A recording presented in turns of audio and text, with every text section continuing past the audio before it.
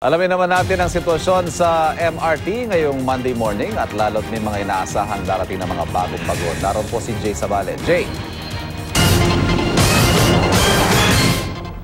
Iban bandang alas 5:30 na madaling araw nang magsimula ng umaba ang pila ng mga mananakay dito sa MRT North Avenue Station at hanggang sa mga oras na ito ay mahaba pa rin nga itong pila.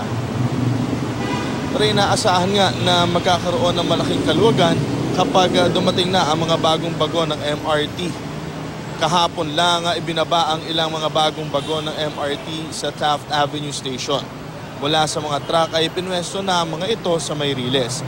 Inaasahang made-deliver na sa bansa ang 48 bagong bagon ng MRT mula China hanggang taong 2017. Nagsasanay na rin ang mga makinistang magmamaneho ng mga ito. So ipapakita natin sa inyo yung lagay ng trapiko dito sa may tapat naman ng MRT North Avenue Station. Makikita ninyo maganda naman yung daloy nito at tuloy-tuloy dahil naman nagiging effective yung ginagawa ng MMDA at Highway Patrol Group dito na pagsuway dito sa mga pribado at pampublikong sasakyan na nagpupumilit na magbaba at sakay ng mga pasero rito imbis doon sa bandang parte ngayon.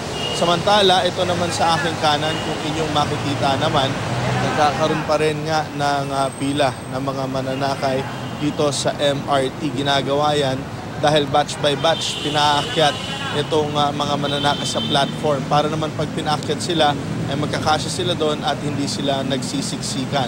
At yan muna ang pinakahuling balita mula dito sa MRT North Avenue Station. Balik sa iba. Maraming salamat, Jay Sabale.